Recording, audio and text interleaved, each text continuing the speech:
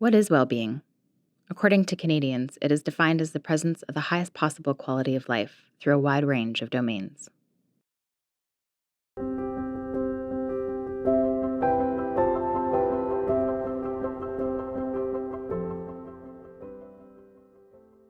We decided it was in our best interest when we started to look at Manitoba and what sort of wellness wants and needs the province might have.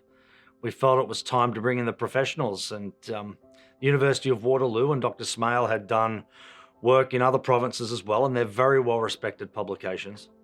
So we felt it was the perfect partner for us in our endeavour to try and understand the well-being of Manitobans and where they sit nationally, uh, as we start to develop our understanding of how best to serve our customers, as well as the wider Manitoba community. Um, we brought in, I think it was 50 experts to validate some of the findings again and really get a local feel for what those findings were. Um, were they accurate? What can we do about them? So there was a lot of things that went into the drafting of this report. It's been a good sort of 12 to 18 months in the making, but we needed to make sure that we got it right, and that's why we went with Dr. Smale at the University of Waterloo. So when we came at the invitation of Manitoba Blue Cross to do an index of well-being for Manitoba, we followed a similar process of identifying the same indicators we use for the national index, but generating them specifically to the province of Manitoba so that we can compare what's going on in Manitoba on every indicator, on all 8 domains, and overall to the rest of the country. Now, this isn't to compare Manitoba to other provinces to see whether you're doing better or worse, but to identify where we might need to make the most progress, but also to celebrate the things that Manitobans are doing well. Now, producing that report is really only the first step because it provides us with the evidence on how well we're doing, but how do we respond? And far be it, for us to dictate what needs to be done.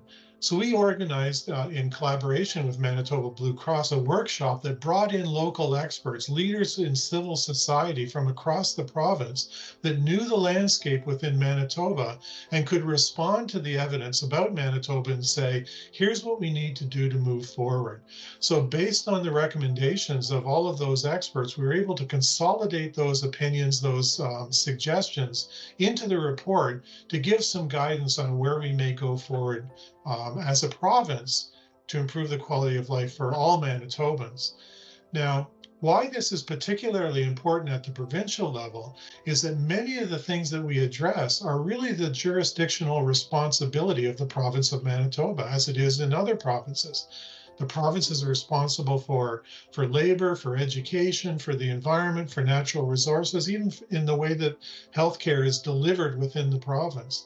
So if they're the primary source of making those decisions and setting the agenda for going forward, having a Manitoba report that is informed by expert opinion by other Manitobans really sets the stage for making the kind of change we want.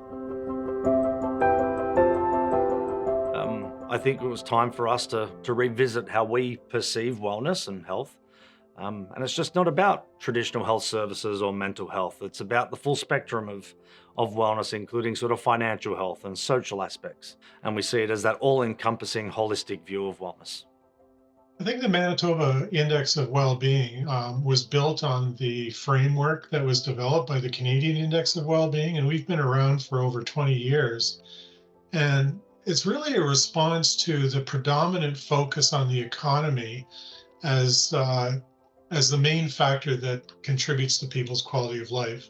And we know that's not true. We know that there's many other things that matter to Canadians, to Manitobans in particular in their own province. And so we wanted to come up with an index that reflected those meaningful parts of people's lives to see how we're really doing, not just in terms of the economy, but in all aspects of our lives, because all those different things contribute to our quality of life. So I think in Manitoba, by measuring the different components of people's well-being, and there's 8 of them that we've identified in our conversations with Canadians over the years, And four of the domains of life, if you will, that are probably pretty predictable are things like living standards, how the economy plays out in people's day to day lives, employment, income, and so forth. Um, Education, whether or not we have a robust education system that can contribute to the development of our society.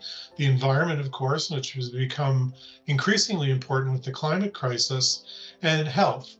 So, healthy populations, we all want and desire good health. And to what extent is that influencing other aspects of our lives? Now, that tends to dominate the conversation, particularly during political cycles.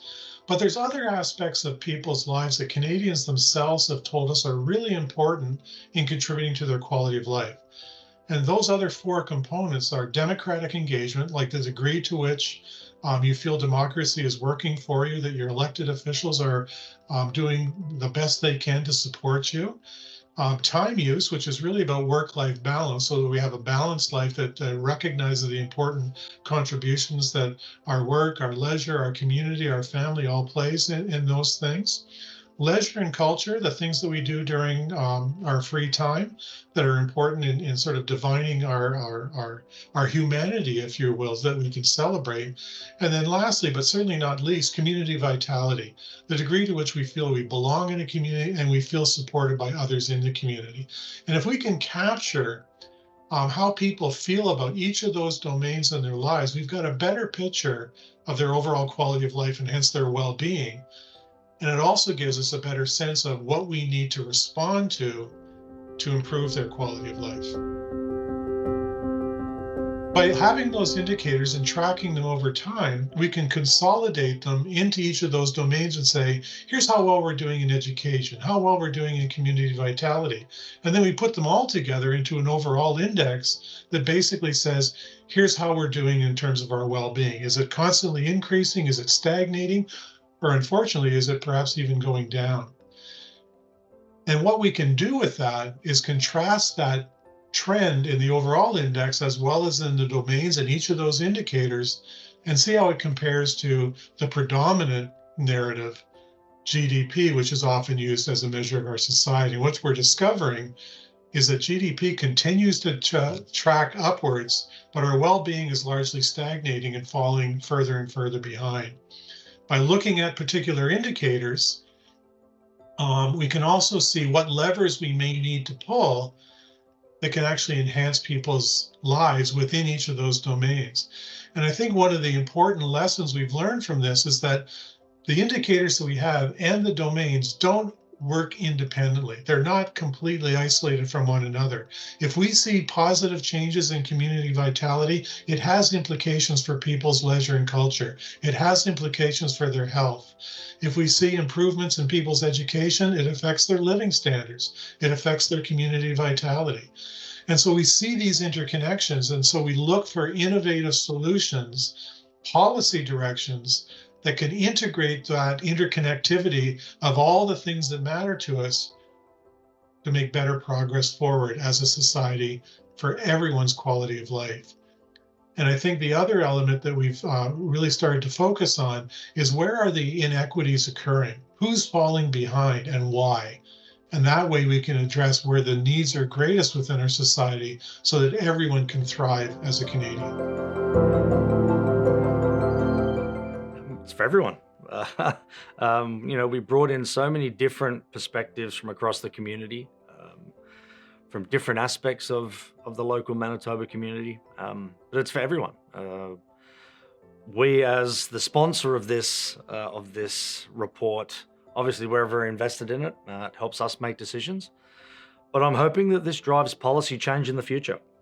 It shows that where we're excelling and probably where we need to play catch up a little bit. So I think it's for everyone in the community to get a better understanding of what means the most to Manitobans. And hopefully we get to share that with everyone, and maybe we can learn a little bit on that journey along the way. When we put these reports together that describe the well-being of the nation, Canada as a whole, different provinces like Manitoba, we're trying to keep in mind all of the audiences that may benefit from the information that we provide. I mean, certainly, one of our larger ambitions is that, governments and other public officials may see the a real opportunity to think more deeply about the kinds of strategic directions that they take and the kinds of policies, programs, services that they provide, and the broad implications they may have for people's quality of life.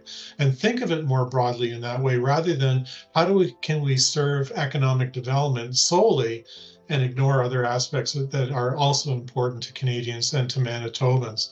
So public officials are certainly on the agenda. Our experience has shown, though, that other organizations, the so-called tertiary sector, volunteers, not-for-profit organizations, charitable organizations, foundations, have also found considerable value in seeing where the trends are because it highlights the kinds of things that they provide to our communities that they can really ramp up to serve those constituencies that are really in greatest needs of improving their overall quality of life. But it also serves the public at large as well, because one of the things that, even though they may not be instrumental in creating the change, they have a voice in as catalysts to make that change occur. And it really creates a conversation beyond how's the economy doing and saying, how are we doing as a community? How are we doing as people living here and things that we'd like to improve? So it gives them things to focus on that they can say to other groups and other community members, these are the things we need to work on if we want to improve the quality of life in our community. This whole movement is actually something that isn't isolated to Canada. It's actually been embraced worldwide. There's a number of nations right now that are monitoring quality of life, well-being, using a number of indicators very similar to what we're trying to do here in Canada, and it is having some impact on government direction. Probably the best known one is the government of New Zealand, which in the past couple of years have implemented what they call the well-being budget. And basically, by examining the well-being of the nation, they're making investments in areas that they feel will really elevate the quality of life of other New Zealanders. Now, they've probably taken the biggest step in that direction, but other countries are doing similar things. In Italy, in the United Kingdom, in Scotland, in Wales, in Iceland, they all have well-being agendas as part of their national governments as a way of assessing progress forward. And they're all at different stages of development. Here in Canada, we also have from the national government, they have a federal quality of life framework now. And it very much mirrors what the Canadian Index of Wellbeing has been attempting to do. And it's now housed within the federal government. And we have great hope that the federal government will indeed begin to use that framework to inform its policy directions as well. So this is not, as I mentioned, simply a national agenda. This is an international movement that has been taking place over the last 10 or 20 years.